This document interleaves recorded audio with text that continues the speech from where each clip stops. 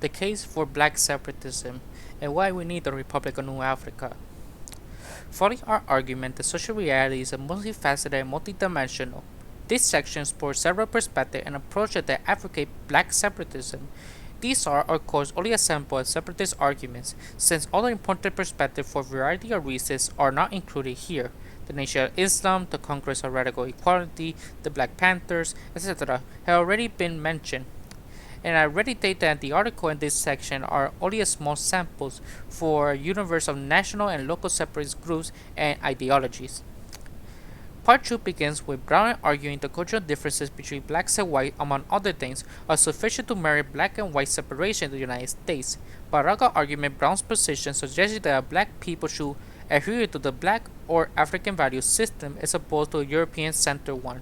Note that Barak wrote that this article prior to the conversion to the Marxist perspective.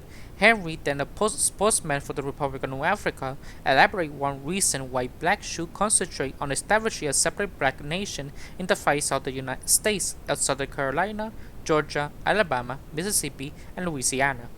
On our writing in the Column of 1969, amid the clamor of the establishment of Black Studies program, contended that the challenges of Black Studies is to combat academic imperialism, white paternalism, black intellectual nihilism, and de-emphasize materialism, and to establish visible programs or let those who oppose them hide to the hills. Stoke Cumminghead, who said the CNCC separatist wing in 1966, suggested that blacks should concentrate on the Pan-Africanism because blacks are an African people and their homeland is in Africa, not the United States.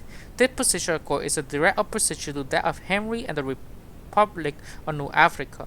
In the final chapter of this session, it is argued that Booker T. Washington was really a separatist, believing that economic self-determination would lay the foundation of dignifying black survival and self-determination. Written by Robert S. Brown. There is a growing ambivalence of the I'm not gonna say the word community, which has created a great deal of confusion both within the black community itself and within those segments of the white community. There is an attempt to relate to the black. It arises from the question of whether the American N-word is a cultural group, significantly distinct from the majority culture in ways that are ethnically rather than socioeconomic based. When I say N-word, I'm not talking about the racial, so I'm talking about the N-E-G-R-O. I don't know I'm allowed to say it or not, so I gotta say the N-word just in case. If one polite answer to this is yes, then one is likely to favor the emphasis of cultural distinctiveness and to vigorously oppose to any effort to minimize or to submerge the differences. If on the other hand, one believes that there are no cultural differences between blacks and whites or that the differences are minimal and transitional, then one is likely to resist the placing of the great emphasis of differences in favor of counting the similarities.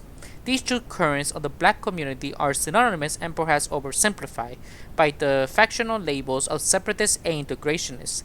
The separatists will argue that the black's foremost grievance is not solvable by giving him access to more gadgets, although this is certainly a part of the solution, but that his greatest thirst is in the realm of the spirit, that he must be provided an opportunity to reclaim his own group individuality and to have the individual recognized as having equal validity with the other major cultural groups in the world.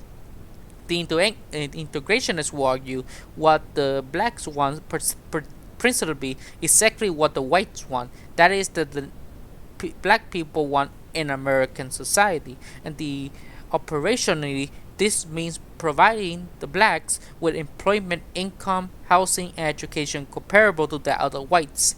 This having been achieved, the other aspects of many problems of inferiority will disappear, which turns out to be false in the long run.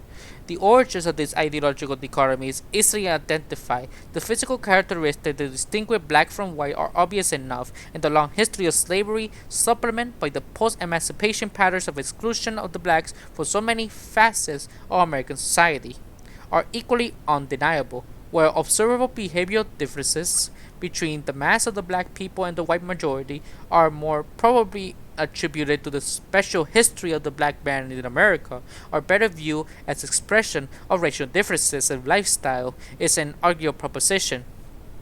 What is not arguable, however, is the fact that at one time of the slave trade, the blacks arrived in America with cultural background and lifestyle that was quite distinct that from the whites, although there was perhaps a much diversity among those Africans from variety scattered proportions of continent if there was among the European settlers, for the difference between two racial groups were unquestionable far greater as attached to the different roles which they would play in society. The integrationists and the separatist viewpoints. Over this history, there seems to be little disagreement to dispute arise for how one view that happened during the subsequent 350 years. The integration will focus on transformation of the blacks into imitate of the European society. European clothing was imposed on the slaves. Eventually, their language was forgotten. The African homeland we see even further into the background. Certainly after 1808, when the slave trade was officially terminated, thus cutting out the supply of fresh injection of African culture. The Europeanization of the blacks proceed apace. With emancipation, the natural constitution recognized the legal manhood of the blacks. United States citizenship was on lateral conference about the ex-slave, and blacks began the arduous struggle for social, economic, and political acceptance into the American mainstream. The separatists, however, take the position that the cultural transformation of the black man was not complete, whereas the integrationist is more or less contented with the accepted the destruction of the original culture of the African slaves as a fair or compliant receptive of whether he feels it to have been morally responsible or not. The separatist is likely to harbor a vague sense of resentment toward the whites for having perpetrated his cultural genocide, and the concern to nurture whatever vestige may have survived to the North American experience and to encourage the renaissance of these lost characteristics. In effect, he is sensitive to identity crisis which presumably does not exist in the mind of the integrationists. To many observers, the separatists appear to be romantic and even reactionary. On the other hand, his viewpoint strikes in harmonious chord with mankind's most fundamental instincts, the instinct for survival, which so powerful as stimulus with the oppressive tendency congeally present the larger white society. One can almost could have predicted the emergence of a bourgeois movement toward black separatism. Millions of black parents have been confronted with the poignant agony of raising black, kinky-haired children in a society where standard beauty is milk-white skin and long, straight hair. To convince a black child that it is beautiful when every channel or value formation of the society is telling her to opposite is a heart-rending and well-nigh impossible task. Its opposite is a heart-rending a confession. All black in respect to their local socio-economic classes, but the difficulty of dealing it is like the very directly with the degree which the family needs and integrate assistance. Black child is a predominantly black school may realize that she doesn't look like a picture in the book, magazine, and TV advertisement, but at least she looks like her schoolmates and neighbors. The black child in predominantly white school and neighborhood lacks even the basis for identification. The problem of identity. The identity problem is not peculiar with the blacks, of course. It is not limited to the question of physical appearance. Minorities of all sorts, like the Chicanos and the Boricuas and the many First Nation people, in one form or another, the immigrant who speak with an accent, the Jewish child who doesn't celebrate Christmas, the vegetarian who doesn't eat meat. But for the black people, the problem of a special dimension. In the American ethos, a black man is not only different, he is classed as ugly and inferior. First, it's not an easy institution to deal with, a manner which a black person chooses to handle it with both determined by and determined of his larger political outlook. He can deal with his integration as accepting his child as being ugly by providing standards and urging him to excel in other ways to prove his worth. He can deal with it as a black nationalist, dealing with the child that he is not a freak but we're a part of a larger international community of black skinned, kinky haired people who have a beauty of their own, a glorious history and a great future. In short, he can replace shame with pride, inferiority with dignity, by imputing the child with what is coming to be known as black nationalism. The growing popularity of this latter point of view is evident with the appearance of natural hairstyles among youth, and by the social interest in African culture and history and the history of Africa America. Black power, black consciousness, and American society. Black power would not be ideal slogan to describe this new self-image to the African Americans debated me for the past couple of years, guided written with white slogan country of violence, anarchy, and revenge. To frustrate blacks, however, it symbolized unity and a newfound pride in the blackness in which the Creator endowed us, which we realize must always be mark of identification. Henceforth, this blackness has been stigma, of course, which we since they were born. Black power means the benefactor of this curse will be a badge of pride rather than of scorn. It marks the end of an era where black men devote themselves to pathetic attempts to be a white man, and inaugurate an era in which black people will set their own standards of beauty, conduct, and of compliance. In this new black consciousness in irreconcilable conflict with the larger American society, especially those who identify themselves as no Afrikan. In a sense, at the heart of the American cultural problem always been need to harmonize the inherent contradiction between racial or national identity and integrate it into the multi-part which is America.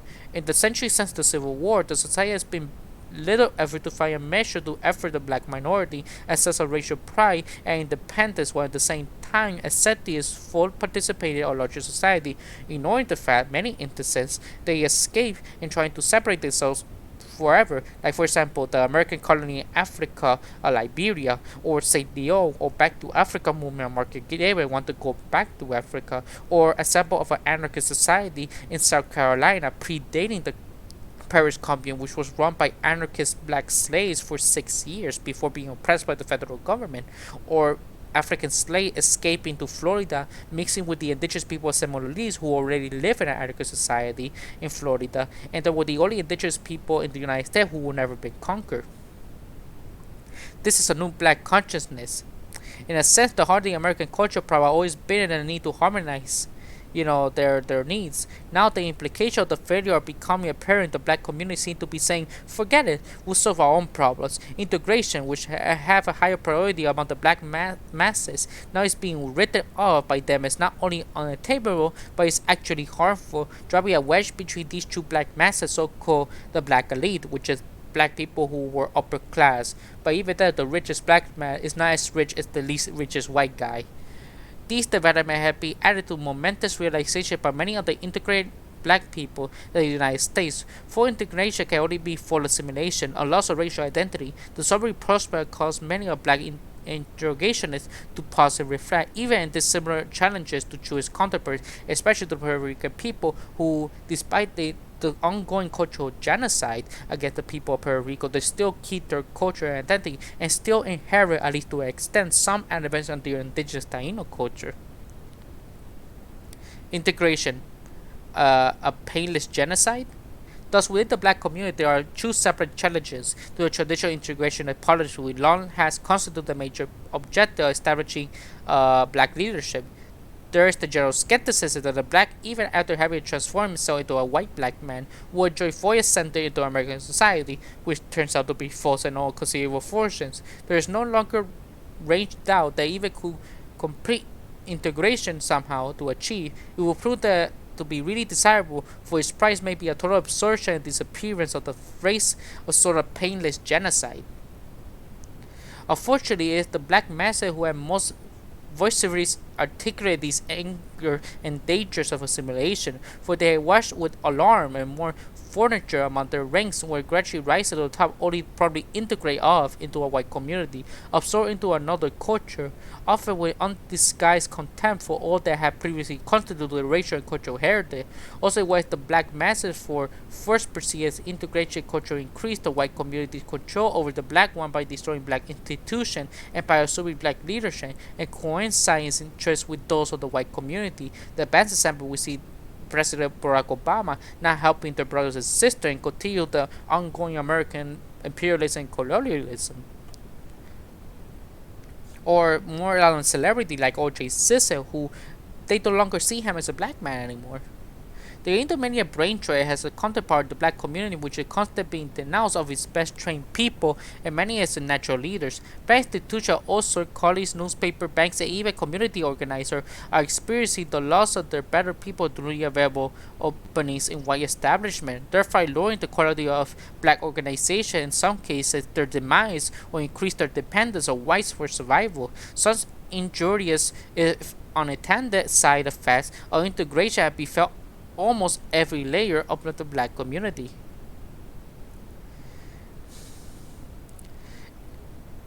The black people distrust the white Americans. If the foregoing analysis of integration versus separatist conflict is thus the case, we might conclude that all problems have been dealt with before by other immigrant groups in America. It will be a area's conclusion, for while other groups may be encounter similar problems, their solutions do not work for us. But there remains yet another factor which, according with the enthusiasm for the integration has passed, he is becoming trustful for their fellow Americans. The American culture is one of the youngest in the world. Well, not anymore. There's South Sudan, but no people gotta talk about that. Furthermore, it has been pointed out repeatedly in recent years, such a culture that approves of violence, indeed enjoys it. Military expenditure observed roughly half a national budget.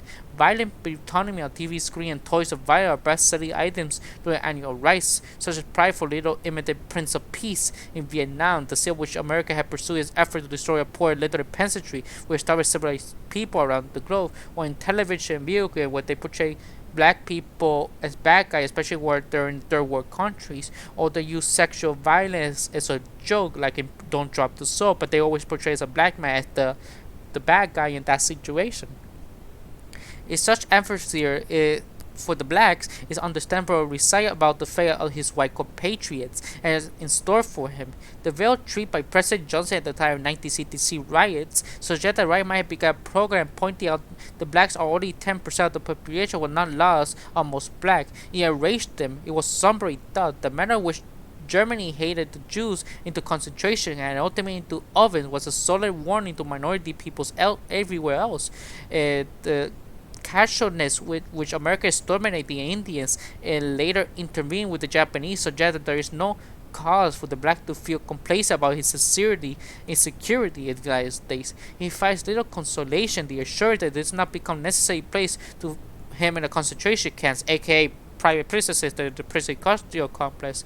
It will only be as a means of protecting him from uncontrollable whites, protected in theory to use of government jargons. The very fact that such alternatives are becoming serious topic of discussion has exposed the blacks' already raw and sensitive psyche of yet another horrendous vulnerability of security the person suffers as a result of having no homeland, which he can be honestly feel in his home, its own, among the major ethno-cultural groups in the world, has a unique in this respect. The need for nationhood. As a Jewish drama during the following World War II, painful demonstrate a national homeland is a primordial and urgent need for the people, even though the benefits do not always lead themselves to ready measurement. For some, the homeland constitutes a vital place of refuge from the strains of life led too long within the foreign environment. For others, the need to reside the homeland is considerably less intense than the need to merely for knowing that such a homeland exists. The benefit of the especially is psychological, as a security in knowing that he belongs to a cultural political identity community. No doubt this phenomenon largely accounts for the fact that both the West Indian the blacks and the Boricua exhibit considerable more self-assurance than those of the black Americans, and for both the former group had ties to identify a homeland which honors and preserves their cultural heritage. It has been marveled that the African American, almost alone among the cultural groups in the world, exhibit no sense of nationhood. Perhaps it is true that we do lack this sense, but there seems to be little doubt that the absence of homeland accepts the sewer of unconscious pride for our psyche. Theoretically, our homeland is the United States, especially the 5 states that I mentioned earlier. You can see the image. We pledge allegiance to the stars, the stripe, and signs the national anthem. For the age where we first begin, the sense we are somehow different, we are victimized. Their rituals begin to mean less to us. They are white compatriots. For many of us, they become form without substance. For others, they become a cruel and bitter mockery of their dignity and their good sense. For relatively few of us do they retain a significance in any way comparable they hold to our white brethren.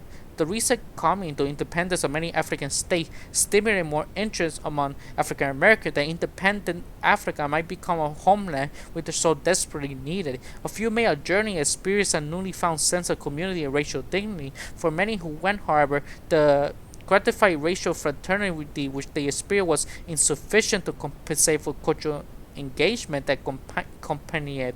They have been away from Africa for too long, and differences in language, food, custom borrowed from more experience that at home sensation they were eagerly seeking. Symbolically independent Africa could serve them as a homeland. Practically, it could not. They search continues, a search for a place where they can experience and the security that comes from being a part of the majority culture, free at last from the inherent effects of cultural expression, induced cultural timidity and shame. The land is our rightful home. We have been separated from Africa for so long that we are no longer quite at ease here, that we left with only one place that make our home. That is the land which we were taught, he claims. Justice will indict such a solution in any case, for in North America, North Africa, into which Ontario and effort to been poured, this land is our rightful land. We are well within our rights, demanding our opportunity to enjoy it on the same terms as other immigrants who helped to develop it. Since few whites will deny the justice of this claim, it is paradoxical that we are offered the option of exercising this birthright only on condition that we abandon our culture, deny our race, and integrate ourselves into the white community. That accept the blacks, the integrated blacks, are mere euphemisms, hiding a cruel and reckless cultural destruction, which is something agonizing to the middle class. A black who refuses to yield his identity to ape the white model finds that he can survive in dignity or to reject the entire white society, which ultimately must mean challenging the law and the law enforcement mechanism. On the other hand, the abandon his cultural heritage, succumb to the lure and integration. He risks certain rejection and humiliation. Among the way, he absolutely no guarantee to ever achieve competent acceptance, and that which unsatisfied options are leading to almost continual disruption and dislocation of society that could hardly cause no surprise. Partition as a solution. A form of partitioning the United States into two totally separate and independent nations, a white and one black, offers one way out of this treacherous situation. Many will condemn it as a defeated solution, but what they see as defeatism better and describe as a frank fancy out to realities of American society. A society stable only to the extent that there is a basic core of value judgments that are untakeable except by the great bulk of its members. Increasingly, blacks are demonstrating they do not accept the common core values of underlying America, where they become had little to do with drafting it because they feel it weighed against their interests. The alleged disproportionate large number of black law violations of unwanted mothers of elementary children or not working on those may be indicate that there is no community of value, such as being supposed, although I am not unaware of racial socioeconomic reason for this statistic also, but whether there are reasons for absurd behavior difference, which is I will say a systematic racism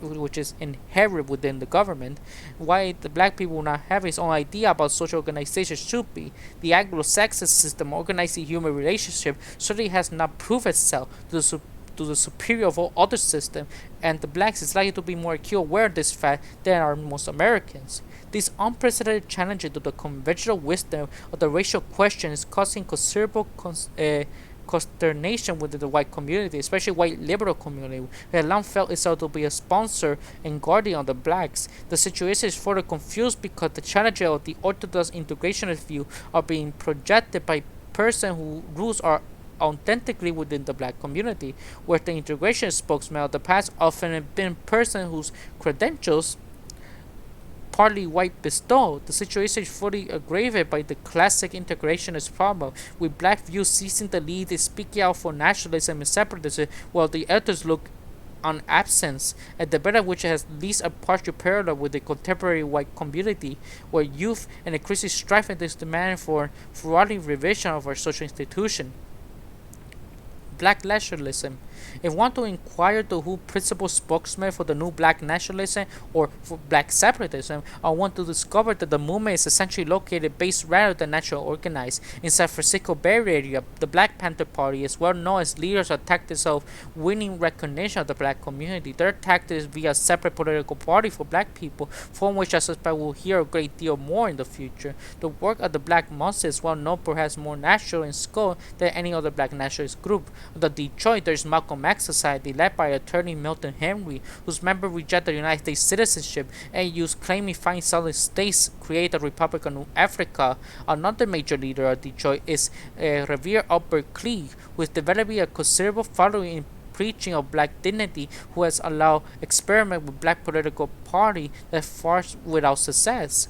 The black student and white colleges are only highly articulated groups seeking more national organizational for a growing number of black education, also growing towards some of the national coordination body to let strength and the local effort for developing educational system better allowed to needs with the black child under the name of Association of African American Education. They recently held a national conference in Chicago was attended by several hundred people, teach and college and community workers. This is not to say that every black teacher or parent groups favor community controlled school is necessarily sympathetic to black separatism. Nevertheless, the general thrust of more toward decentralized control over public schools, at least on a larger urban area, derived from the abandoning of the idea of integration of the school and a decision to bring together and the best, most suitable education that can be obtained.